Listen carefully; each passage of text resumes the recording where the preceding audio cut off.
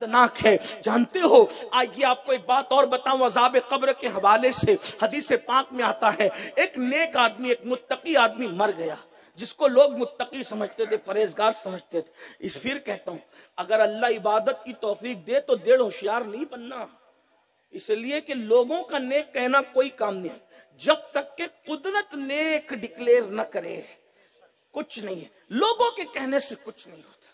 لوگ جس کو نیک اور متقی سمجھتے تھے وہ مر گیا.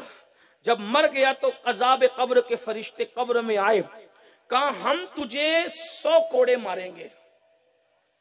اس نے کہا کیوں مارو گے مجھے, میں تو نیک تھا نا, میں متقی پرہیزگار تھا, تم مجھے 100 کوڑے کیوں مارو گے؟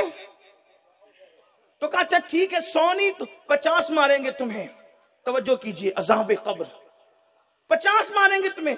اس نے کہا 50 بھی کیوں مارو گے, میں تو نمازی بھی ہوں, حاجی بھی ہوں, عمرہ بھی کرتا تھا, قرآن بھی پڑھتا تھا, سب کچھ کرتا تھا, پھر تم مجھے کیوں مارو گے؟ کہا اچھا ٹھیک ہے 10 مارتے ہیں. پھر 10 بھی کیوں مارو گے تم مجھے, میں نے کیا غلطی کی, میں نیک تھا پرہیزگار تھا. کہا اچھا ٹھیک ہے متقی جی پرہیزگار جی ایک ہی ماریں گے تمہیں. اب ایک سے کم تو ہو نہیں سکتا تھا. جب ایک کوڑا مارنے کی بات کی تو اس نے کہا ٹھیک ہے ایک مار لو. حدیث پاک میں آتا ہے کہ جب ایک کوڑا فرشتے اس کو ماریں گے تو اس کی پوری قبر میں جہنم کی آگ بھڑک اٹھے گی ایک کوڑے سے, اور اس کا پورا جسم ذرے ذرے میں تبدیل ہو جائے ایک کوڑے سے.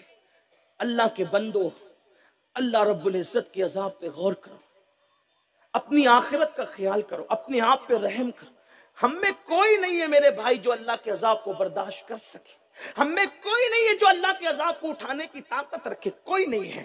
ایک کوڑا اس کو مارا گیا, اس کی قبر میں آگ بھڑک اٹھے گی اور اس کا جسم ذرے ذرے میں تبدیل ہو جائے گا. پھر میرے آقا علیہ السلام فرماتے ہیں پھر اللہ جب تک چاہے گا آگ بھڑکتی رہے گی, اس کا جسم اس حالت میں رہے گا. پھر اللہ تعالیٰ اس کو دوبارہ زندگی دے گا اور اس کا جسم جمع کرے گا. تو فرشتے اس سے پوچھیں گے بتائے ہم نے تجھے یہ عذاب کیوں دیا, ایک کوڑا تجھے کیوں مارا؟ اس کی 2 وجہ. نمبر 1 کہ تو نے ایک مرتبہ بے وضو نماز پڑھا تھا, بے وضو نماز پڑھنے کی وجہ سے تجھے ایک کوڑا مارا. نمبر 2 ایک مظلوم آیا تھا تیرے پاس فریاد لے کر میری مدد کر, تو نے اس مظلوم کی مدد نہیں کی, اس لیے ہم نے تیرے ساتھ یہ سلوک کیا. آپ سے پوچھتا ہوں اتنا نیک, اتنا متقی, اتنا پرہیزگار, اور اس کو ایک کوڑا مارا گیا تو یہ, اور کیوں مارا گیا؟ کیونکہ اس نے وضو نہیں کیا تھا. آپ ذرا علماء کے پاس آ کے پوچھو کتنوں کو وضو کرنا آتا ہے, کتنے لوگ صحیح وضو کرتے ہیں. اور نمبر 2 کوئی مظلوم آ کر کے کہتا ہے میری مدد کرو, اور اس نے مدد نہیں کی, نیک ہو کر متقی ہو کے پرہیزگار ہو کر ایسا کوڑا پڑا کہ پوری قبر آگ سے بھر گئی اور جسم ذرے ذرے میں تبدیل ہو گیا. اگر کوئی مظلوم کی مدد نہ کرے تو نیک ہو کر اس کی قبر میں یہ اس پر عذاب آئے تو جو لوگوں پہ ظلم کرے گا اس کا کیا حال ہوگا؟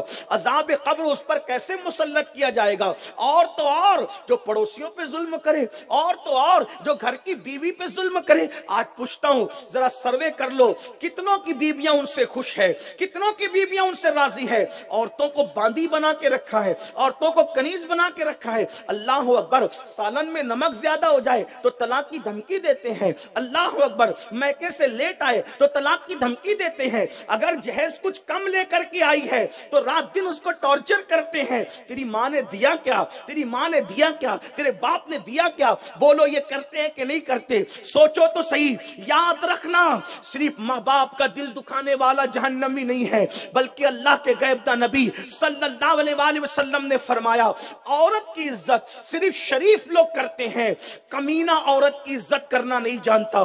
اللہ کے رسول نے اس کو کمینہ فرمایا, کمینہ. اگر حدیث میں یہ الفاظ نہیں آتے تو میں اس منبر سے یہ بات نہ کہتا. اللہ اکبر. فقی ابو اللہ سمرقندی اپنی کتاب قرۃ العیون کے اندر لکھتے ہیں آقا فرماتے جو عورت کی عزت کرنا نہ جانے وہ کمینہ ہے, کمینہ اس امت میں. حضور جسے کمینہ کہے. آج داڑیوں کی تراش خراش تو بڑی خوبصورت ہے, ٹوپیاں تو بڑی خوبصورت ہے, بیویوں کو عورتوں کو ٹارچر کرتے ہو, بہووں کو ٹارچر کرتے ہو, گھر کی خواتین کو ٹارچر کرتے ہو. سن لو اللہ کے غیب داں نبی مصطفیٰ جان رحمت صلی اللہ علیہ وآلہ وسلم ارشاد فرماتے ہیں کہ جس نے اپنی بیوی کا دل دکھایا, اللہ غلط بول بول کر گالیاں دے کے تانے دے کے اس کا دل دکھایا. جب وہ قیامت کے دن اگر پہاڑوں جیسی نیکیاں لے کر بھی آئے گا تو اللہ اس کی پہاڑوں جیسی نیکیوں کو بھی رد کر دے گا. اور حکم ہوگا یہ بیوی کا دل دکھاتا تھا غلط جملے بول کر کے, اس لیے اس کو منہ کے بل گھسیٹتے ہوئے جہنم میں لے کر جاؤ. آپ سے پوچھنا چاہتا ہوں میرے آقا صلی اللہ علیہ وآلہ وسلم کے پیارے دیوانوں, ہماری توجہ نہیں. اب آپ کہیں گے مولانا میں معلوم نہیں تھا. میرے عزیز اسلام تو پہلے کہہ چکا طلب العلم فریضۃ علی کل مسلم. آپ کو علم حاصل کرنا تھا. شادی سے پہلے آپ نے علم حاصل کیوں نہیں کیا؟ ارے شادی سے پہلے 6 مہینے تک آپ نے شادی کی تیاری کی, تو شادی سے کم سے کم 6 دن پہلے نکال کر بیوی کے حقوق ہی پڑھ لیتے, اسلام میں نکاح اور طلاق کے مسائل ہی پڑھ لیتے. اللہ کے حبیب علیہ السلام فرماتے تم میں بہترین انسان وہ ہے جو اپنے گھر والوں کے ساتھ اچھا سلوک کرے. اور آقا فرماتے ہیں تم سب میں بہتر میں ہوں, اس لیے کہ میں تم سب سے زیادہ اچھا سلوک اپنے گھر والوں کے ساتھ کرتا ہوں. یعنی جو سلوک تم اپنے گھر والوں کے ساتھ کرتے ہو اس سے زیادہ بہتر سلوک میں اپنے گھر والوں کے ساتھ کرتا ہوں. اور حضور علیہ السلام کا سلوک اپنے گھر والوں کے ساتھ کیا تھا؟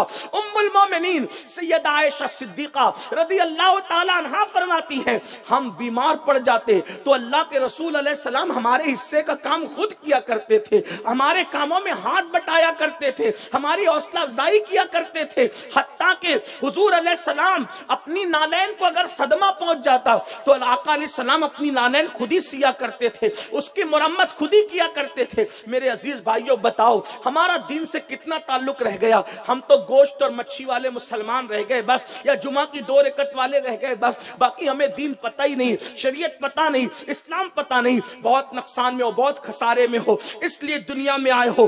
دین سیکھو, اچھا عمل کرو, نیک عمل کرو. جب اعمال ہی کے بارے میں خبر نہ ہوگی تو کیا کرو گے؟ بس اپنی گفتگو سمیٹتے ہوئے آخری پیغام دیتے ہوئے جاتا ہوں. رمضان شریف کا مہینہ قریب ہے, شعبان المعظم کا آخری عشرہ قریب آنے والا ہے, اور جلد ہی ہم انشاءاللہ رمضان شریف کی پر بہار پر رحمت موسم کے اندر اور عظیم و غم گساری کے مہینے کی طرف بڑھ رہے ہیں. انشاءاللہ تراویحوں کا اہتمام کریں, روزوں کا اہتمام کریں. میرے آقا علیہ السلام فرماتے ہیں جس نے ماہ رمضان شریف پایا اور عبادت کر کے اپنی مغفرت نہ کروا لی وہ اللہ کی رحمتوں سے دور ہو جائے. تو میرے بھائیوں آج سے پہلے نماز چھوڑی ہو, آج سے پہلے گناہ کیا ہو, آج سے پہلے پاپ کیا ہو, آج سے پہلے جرائم کیا ہو, کچھ کیا ہو, آئیے اس کا حل ایک ہی ہے. اور اسلام میں کیا حل ہے؟ بہت آسان حل ہے. اللہ کی بارگاہ میں توبہ کرو, رب کی بارگاہ میں رجوع کرو, اللہ معاف کرنے والا ہے. یاد رکھنا یہاں تک بتایا گیا اگر کوئی 40 سال تک 80 سال تک گناہ کرے اور میرے اللہ کی بارگاہ میں توبہ کر لے